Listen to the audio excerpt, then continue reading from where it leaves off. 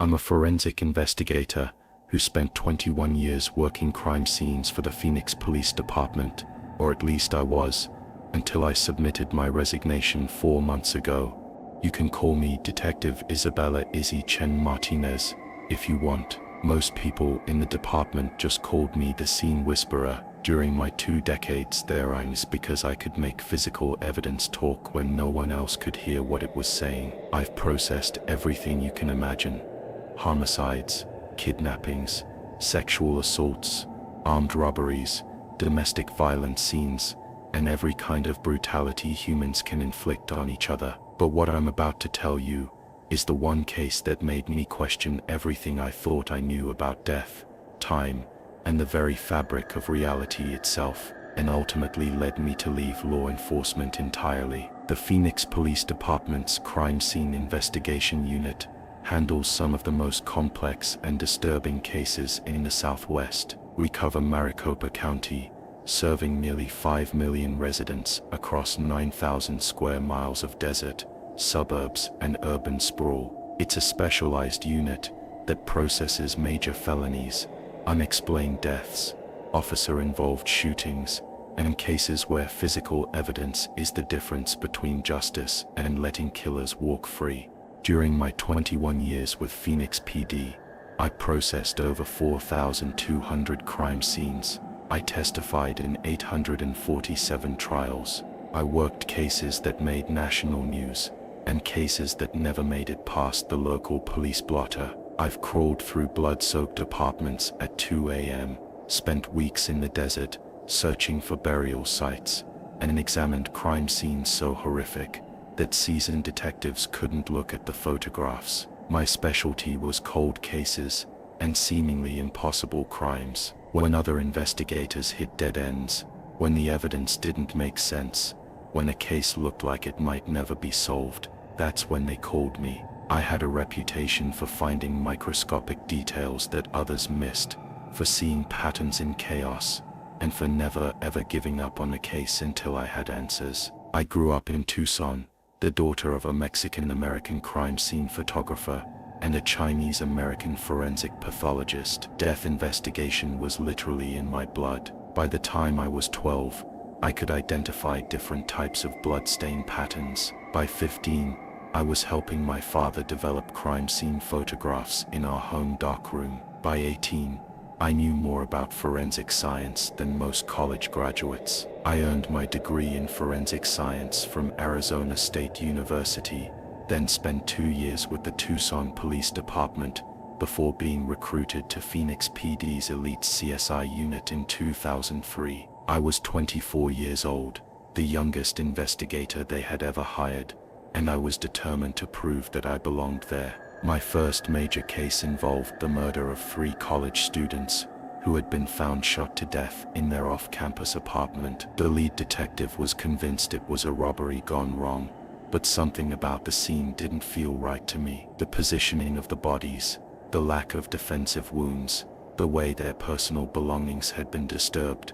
it all suggested something more personal and calculated. I spent 6 weeks re-examining every piece of evidence, testing theories that other investigators thought were ridiculous, and following leads that seemed to go nowhere. Eventually, I discovered microscopic fibers under one victim's fingernails that matched a very specific type of carpet found in only one local business, a business owned by the ex-boyfriend of one of the victims. That case made my reputation. Over the next 2 decades, I solved murders that had stumped other investigators for years. I identified serial killers through tiny details that no one else had noticed. I found missing persons by analyzing crime scenes that others had written off as unrelated incidents. That my specialty, the thing that made me different from other forensic investigators, was my ability to read crime scenes like stories. Every bloodstain, every broken object, every footprint told me something about what had happened. I could reconstruct events from physical evidence with an accuracy that sometimes amazed even me. I approached every scene with absolute methodical precision. I photographed everything from multiple angles. I collected samples that other investigators might consider irrelevant. I measured distances, documented temperatures, recorded environmental conditions, and created detailed diagrams that captured every aspect of a scene. More importantly, I never made assumptions about what had happened based on initial appearances. I had seen too many cases where the obvious explanation was completely wrong. A suicide that was actually murder. A murder that was actually an accident that was actually something much more sinister. My philosophy was simple: physical evidence doesn't lie, but it can be misinterpreted. My job was to make sure I understood exactly what the evidence was telling me,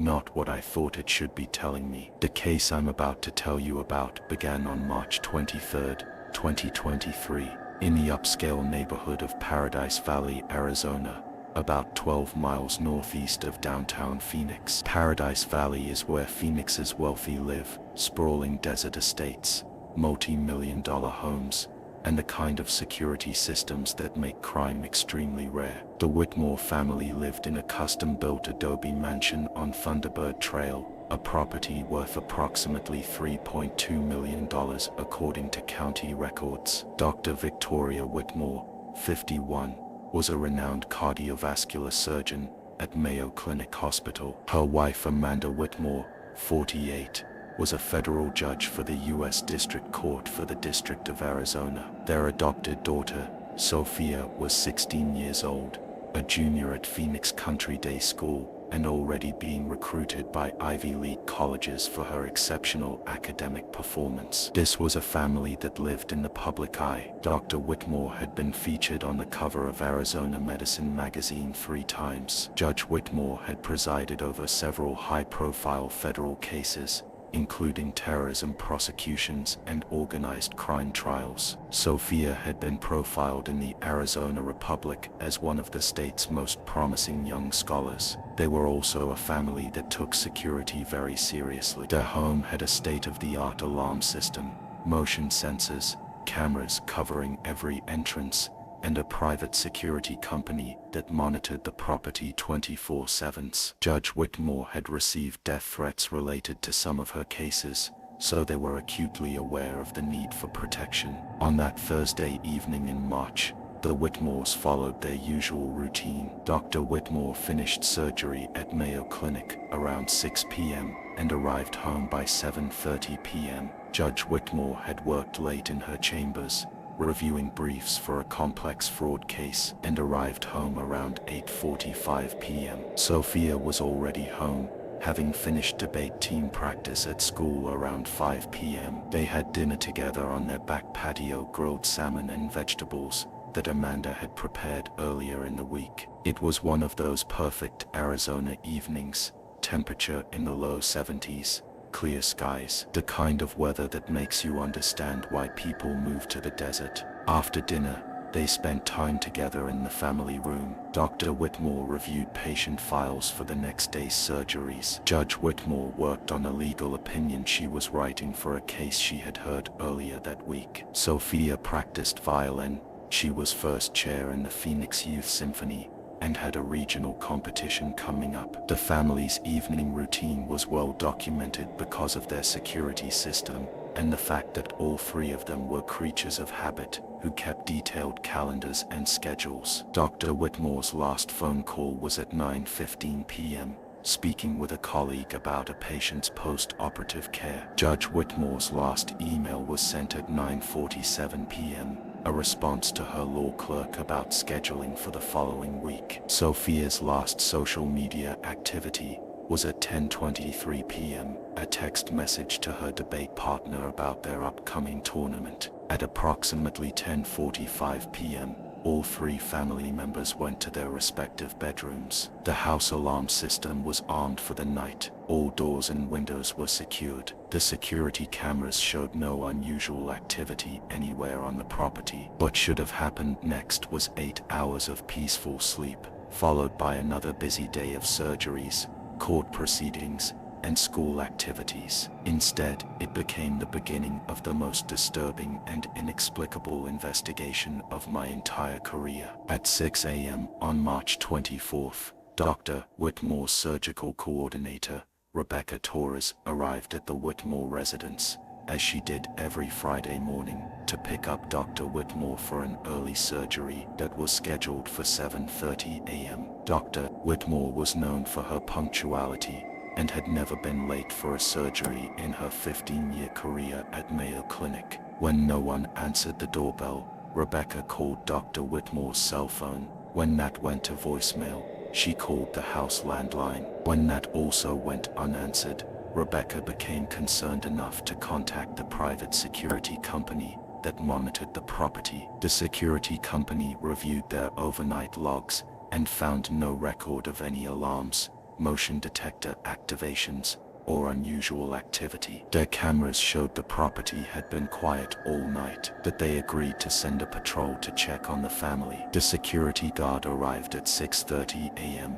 and found the same thing Rebecca had found: no response to the doorbell, no answer to phone calls, but no signs of disturbance or break-in. The guard used his access code to disarm the alarm system and entered the house to perform a welfare check. What he found inside would haunt him for the rest of his life. All three members of the Whitmore family were dead, lying peacefully in their beds, as if they had simply closed their eyes and never opened them again. There were no signs of struggle, no evidence of trauma, no indication that they had even awakened during the night. The security guard immediately called 911, and within minutes, patrol officers, paramedics, fire department hazmat teams, and supervisors were converging on the Thunderbird Trail address. That's when I received the call that would change everything I thought I knew about death and the nature of reality itself. At 7:45 a.m.,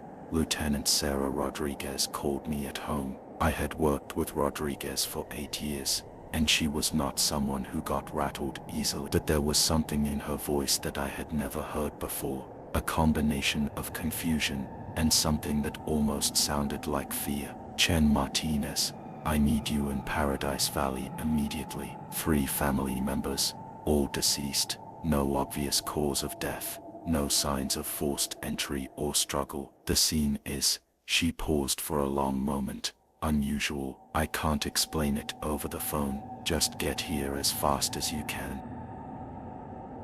I had heard Rodriguez describe hundreds of crime scenes over the years. She was a 20-year veteran who had seen everything. The fact that she couldn't find words to describe what they had found sent a chill down my spine that I couldn't shake during the entire drive to Paradise Valley. I grabbed my field kit, which contained everything I might need for a complex scene investigation: cameras, measuring tools, evidence collection supplies, chemical testing equipment, and specialized lighting. I also grabbed my backup kit, which contained more advanced equipment for unusual complicated cases. When I arrived at 4847 Thunderbird Trail at 8:30 a.m., the scene was already locked down with crime scene tape. 3 patrol cars, 2 detective vehicles, a fire department hazmat truck, and the medical examiner's van were parked along the street. The house itself was a sprawling single-story adobe structure that blended seamlessly with the desert landscape. Lieutenant Rodriguez met me at the front entrance and briefed me on what they had found. 3 victims, all found in their beds. All appear to have died sometime during the night. No obvious trauma, no blood, no signs of struggle anywhere in the house. The security system was still armed when the guard arrived this morning. All cameras show normal activity until about 10:45 p.m. when everyone went to bed. Then nothing unusual overnight. Carbon monoxide, gas leak, environmental hazard? I asked, running through the standard checklist for multiple unexplained deaths. Fire department already tested. CO levels normal. No gas leaks. No chemical contamination detected anywhere in the house. HVAC system is working normally. No apparent mechanical or environmental cause. Any history of medical problems, medications, family history of sudden death? We're checking with their doctors, but according to the security guard who knows the family, they were all healthy. Dr. Whitmore was a surgeon, so she was obviously conscious of health issues. Judge Whitmore had regular physical exams because of her federal position. The daughter was a competitive athlete, violin and tennis nurse, so she had regular sports physicals. Rodriguez paused and looked at me with an expression I couldn't quite read. Izzy, there's something else. Something about the way they were found. You need to see it for yourself. I spent the next few minutes examining the exterior of the property. The security cameras, motion sensors and perimeter alarms were all functioning normally. There were no signs of forced entry, no disturbed vegetation, no tire tracks or footprints that shouldn't have been there. If someone had entered the property during the night, they had done so without triggering any of the multiple security systems or leaving any physical evidence. When I entered the house, I was struck by how normal everything appeared. This was clearly the home of a wealthy, educated family who valued order and beauty. The living areas were immaculately maintained, with expensive furniture arranged in a way that suggested both comfort and sophistication. The kitchen showed evidence of their dinner the night before: Fira dishes in the dishwasher, leftover salmon in the refrigerator, a bottle of white wine with about one glass missing from it. Everything suggested a family that had enjoyed a quiet evening at home and had gone to bed expecting to wake up and continue with their normal, successful lives. But when Rodriguez led me to the bedrooms, I encountered something that defied every principle of forensic investigation I had learned during my career. Dr. Victoria Whitmore was lying in the master bedroom, positioned on her back in the center of the king-sized bed. Her eyes were closed, her hands were folded peacefully on her chest, and her expression was completely serene. She was wearing silk pajamas and appeared to be sleeping peacefully. Judge Amanda Whitmore was in the exact same position on the other side of the bed. Same posture, same peaceful expression, same appearance of having simply fallen asleep. The positioning was so precise that it looked almost staged, as if someone had carefully arranged both women before they died. But it was Sophia's bedroom that made me question everything I thought I understood about death and crime scene investigation. The 16-year-old was lying in her bed, in exactly the same position as her mother's, on her back, hands folded on her chest, eyes closed, expression peaceful. But surrounding her bed, arranged in a perfect circle on the floor, were 7 burning candles that were still flickering when we found her. The candles had been burning all night, but they hadn't burned down. They appeared to be exactly the same height as when they had been lit, as if time had somehow stopped for them while the rest of the world continued normally. And that's when I knew that everything I thought I understood about forensic science, about death, and about the fundamental nature of reality itself, was about to be challenged in ways I never could have imagined. Standing in Sophia Whitmore's bedroom, staring at those 7 impossibly burning candles, I felt something I had never experienced in 21 years of forensic investigation. The complete breakdown of everything I thought I understood about physical evidence and the laws of nature. I immediately called for the fire department's hazmat team to test the candles and the surrounding area. While we waited for them to arrive, I began documenting the scene with an almost obsessive attention to detail. I photographed the candles from every possible angle, measured their exact positions, and noted that they formed a perfect circle with Sophia's bed at the center. The candles themselves were ordinary white pillar candles, the kind you could buy at any grocery store. But according to the wax pooling patterns and burn characteristics, they should have been reduced to small stubs after burning all night. Instead, they appeared to be exactly the same height they would have been when first lit. When the hazmat team arrived, their testing revealed something even more disturbing. The candles were burning at normal temperature and consuming oxygen at the expected rate, but they weren't actually losing any wax mass. It was as if the physical laws governing combustion had been suspended in that one small circle around a dead 16-year-old girl. Dr. James Peterson, the medical examiner, arrived at 10:30 a.m. to begin his preliminary examination of the bodies. Peterson was a 30-year veteran who had performed over 8,000 autopsies. I had worked dozens of cases with him, and he was not someone who jumped to conclusions or entertained wild theories. After examining all three bodies, Peterson pulled me aside with an expression I had never seen on his face before. Izzy, in 3 decades of forensic pathology, I have never encountered anything like this. All three victims show absolutely no signs of trauma, disease, or any medical condition that could explain their deaths. But there's something else, something that shouldn't be medically possible. He led me back to the master bedroom, where Dr. Victoria Whitmore's body lay. "Look at her hands," Peterson said, pointing to where her fingers were folded on her chest. "Do you see anything unusual about the positioning?" I examined her hands closely and noticed something that made my stomach turn. Her fingers were positioned in a way that would have required conscious, deliberate movement.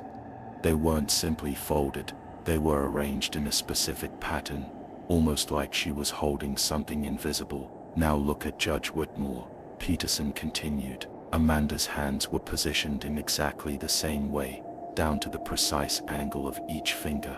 And the daughter, Sophia's hands showed the same impossible positioning.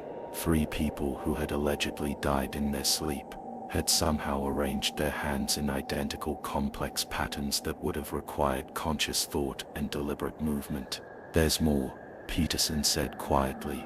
"Body temperature, rigor mortis, lividity patterns, everything suggests they died at exactly the same time, probably around 11:30 p.m. last night. But here's what I can't explain. All 3 bodies show signs of having been conscious and aware for several hours after their estimated time of death." The implications of what Peterson was telling me were staggering. According to every principle of forensic pathology, consciousness ends at the moment of death. The idea that these 3 people had remained aware and able to move their bodies hours after dying was medically impossible. Over the following days, I became obsessed with finding a rational explanation for what we had discovered. I consulted with experts in toxicology, neurology, and even quantum physics, desperately searching for some scientific theory that could account for what we had witnessed. The autopsy results came back completely normal. No traces of drugs, poisons, or foreign substances in any of the victims' systems. No evidence of heart failure, stroke, aneurysm, or any other medical condition that could cause sudden death. According to every medical test available, the Whitmore family had been perfectly healthy when they went to bed on March 23rd, but it was the security camera footage that finally shattered my understanding of reality completely. The Whitmore's high-end security system had cameras in every room of the house except the bedrooms and bathrooms, but it also had motion sensors in the hallways that would activate recording if movement was detected during the night. When I reviewed the overnight footage, I found something that should have been impossible. The motion sensors in the hallway outside the bedrooms had activated at 11:47 p.m., 2:15 a.m., and 3:23 a.m., well after all 3 family members should have been dead. The cameras showed shadowy figures moving through the hallway, but the images were distorted in a way that made identification impossible. The figures appeared to be roughly human-shaped, but they moved with a strange gliding motion that didn't match normal human movement patterns. Most disturbing of all, the timestamp on the security footage showed that these movements occurred exactly 17 minutes after each of the candles in Sophia's room had spontaneously reignited. The candles had gone out and relit themselves 3 times during the night, and each time they reignited, the motion sensors detected movement in the hallway. I spent weeks analyzing that footage, consulting with video experts and digital forensics specialists. Everyone agreed that the recordings were genuine and had not been altered or manipulated, but no one could explain what we were seeing. The case attracted national attention when details about the burning candles leaked to the media. News outlets dubbed it the Miracle Family and the Phoenix Mystery.